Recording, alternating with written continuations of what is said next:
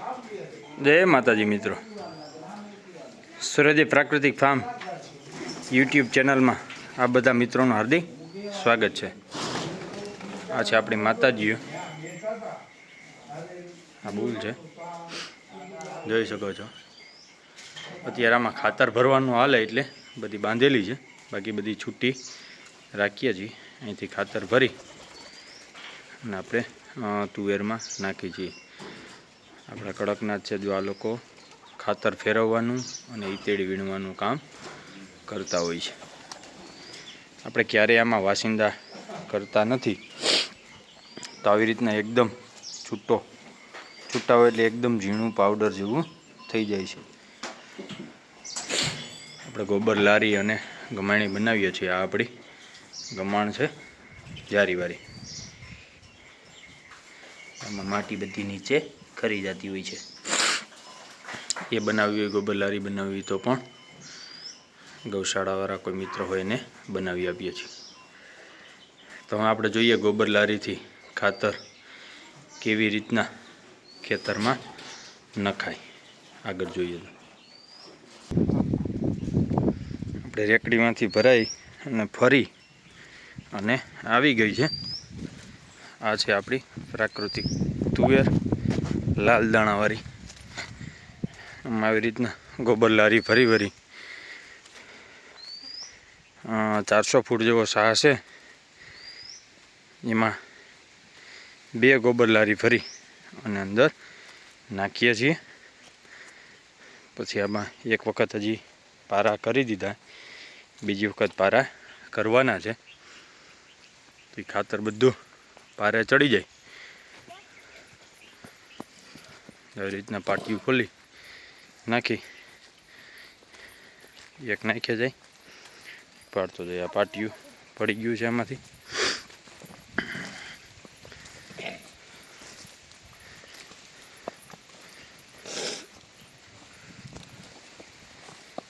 આ રીતના આખી ભરેલી હોય, એક જણો ખેંચતો જાય ને એક જણો આવી રીતના આછું નાખતો જાય।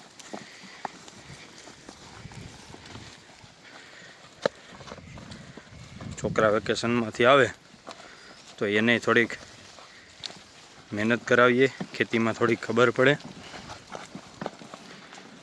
કસરત કાંઈ કરવી ન પડે, આ કસરત કરાવીએ અને ખેતી શીખવાડીએ। બરોબર ને ભૂપેન્દ્રભાઈ?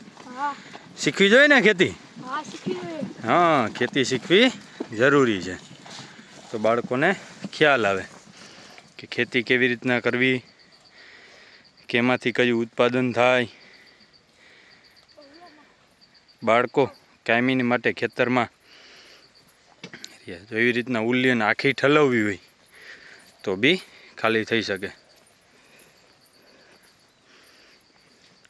બાળકો સાથે જ રાખીએ તો ખેતીની માહિતી એને મળતી રહે। ભણે નોકરી કરે એ પ્રશ્ન અલગ છે, પણ કયું ઉત્પાદન કેમાંથી થાય, એને શું કરવું જોઈએ એ ખૂબ જરૂરી છે। આ ગોબર લારી છે એ છાણ વાસિંદા કરવામાં બી કામ આવે। આ રીતના કોઈ ફેરા મારી અને ભરવું હોય તો બી કામ આવે। જો આવી રીતના ખાલી કરવી હોય તો ઉલારીને ખાલી થઈ શકે। તો એકદમ ખાલી થઈ ગઈ, અહીંયા પાછું પાટિયું લાગી જાય। મજા આવે ને? હે? હા, ખેતી કરવાની તો મજા જ આવે ને યાર।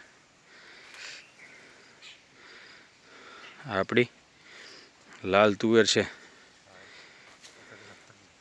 મહારાષ્ટ્રની લાલ દાણાવાળી તુવેર, અને દાળ ખૂબ સારી થાય છે। 80ના પાટલે તુવેર છે, હવે પાણી ચાલુ છે એટલે તુવેર પણ સારી થઈ જશે। જુઓ આપણી તુવેર, આમાં કાંઈ ફેરફાર અથવા વધારે કાંઈ માહિતી દેવી હોય તો કોમેન્ટ કરીને જણાવી શકો છો।